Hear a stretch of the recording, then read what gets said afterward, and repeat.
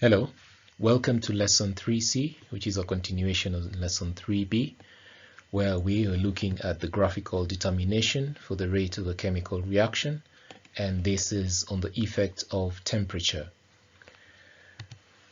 We came up with such a graph, and the interpretation of this graph is that when the temperature of the reaction is high, then we will observe that the time span for that reaction is low, in the sense that a high temperature makes the rate of reaction very short, take a very short time, in this case about just under 10 seconds.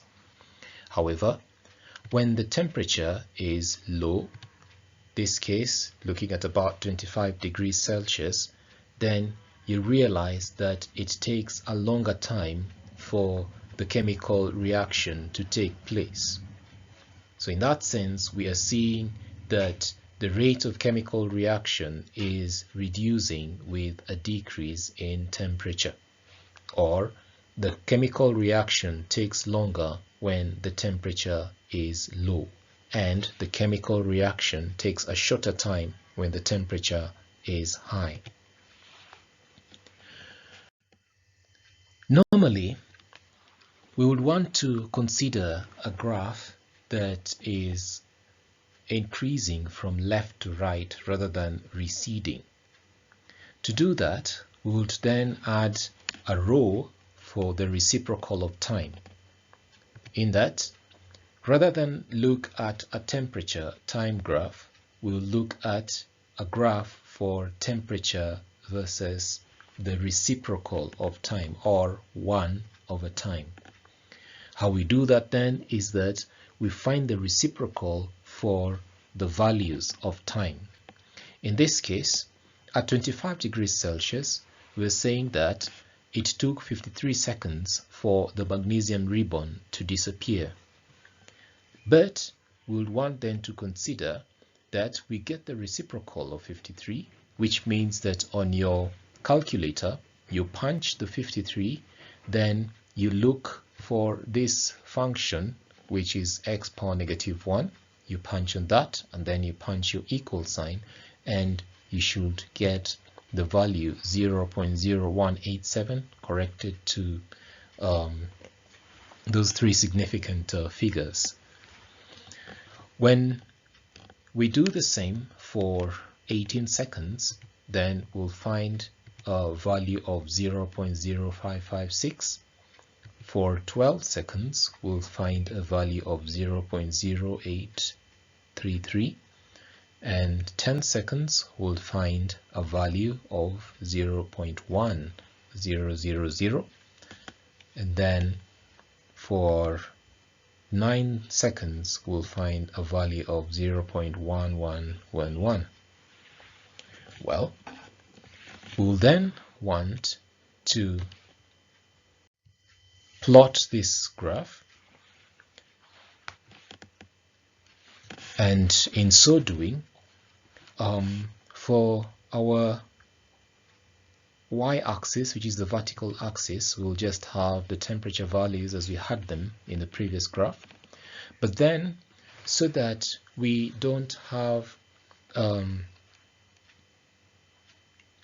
wasted space, rather than start our temperature value at 0, we just start it off at about 10, and let us see the effect that is going to have on our graph. When it comes to the x-axis, this time we're not plotting the time, so we will block out time so that we will be left with a graph of temperature versus 1 over time.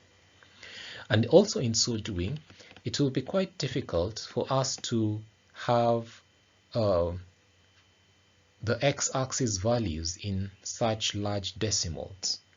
So what we'll prefer to do then is to write them out in such a way where we'll jump these decimal points 2 places, 1 and 2, so that rather than have 0.0187, we'll now be having 1.87. but that then will mean that it will be 1.87, and because we've moved the decimal places, the decimal point 2 places forward, then it has to be times 10 power negative 2. So when you do that for all the values, then we will come up with such a thing where we now see that this is 1.87 times 10 power negative 2. That becomes 5.56 times 10 power negative 2, and so on, all the way up to the 11.11 times 10 power negative 2. So that becomes easier to plot, so that then our x-axis values will read whole numbers as so, but then remember the unit or whatever value we get must be multiplied by that 10 power negative 2 in order for us to get the correct value. Let us see then how we can use this to come up with a graph. So this time, when temperature is 25, we see that we'll have 1.87. So that is our 1.87 point, and then it matches with 25. And then at 30 degrees Celsius, it is 5.56. So 30 here will come to somewhere around here to get our 5.56. So we'll make a plot there. And then at 40, it is 8.33. At 50, it is 10.0. And then at 60, it's 11.11. So let's take it that those are the plots that we get, and we can see that still this is going to give us a curve, but now this time it is increasing from the left moving towards the right. How can we use this graph? Let's look at a small exercise to do that.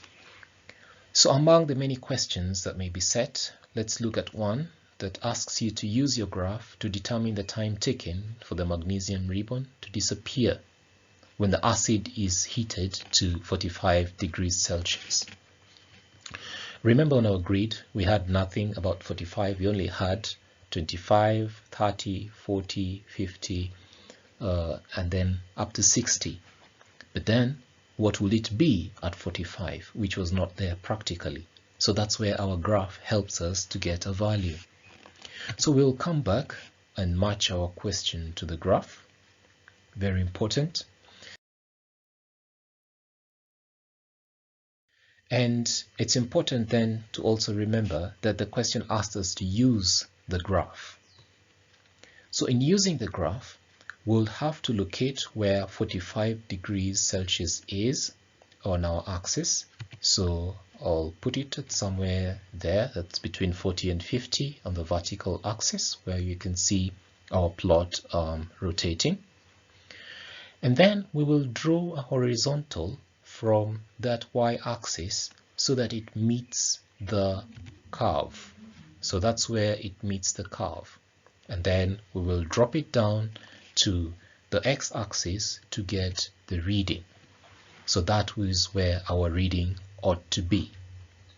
But then when it comes to that reading, there are several things that we'll have to remember.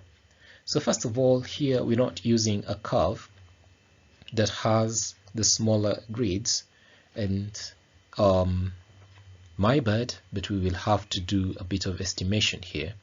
But then remember, the objective of this is just to help you so that when you have the correct graph paper, then you're able to make your correct readings.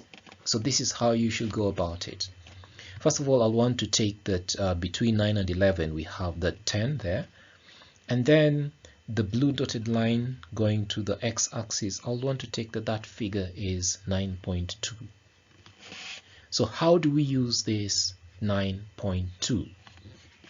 So remember, to maintain the fidelity of the x-axis is representing 1 over time, so its unit is per second, or second, reciprocal of second. And then that value must be multiplied by 10 power negative 2. So correctly here, what we will then write is 9.2 times 10 power negative 2. And remember that our unit here is the reciprocal of the second, or the reciprocal of time.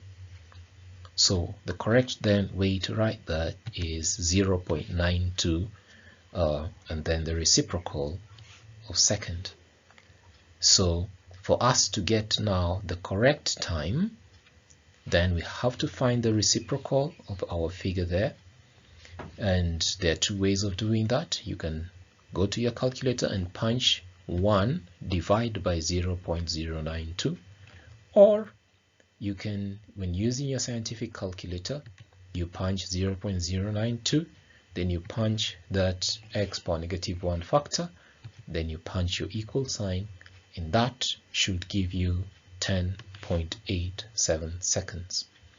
That again I've corrected to 4 significant figures. So that is how we use our graph to obtain data that we were not able to obtain experimentally, and then we will say that that's the graphical method of determining maybe rate of a chemical reaction. Thank you for tuning in, and I hope that this lesson was of great help to you.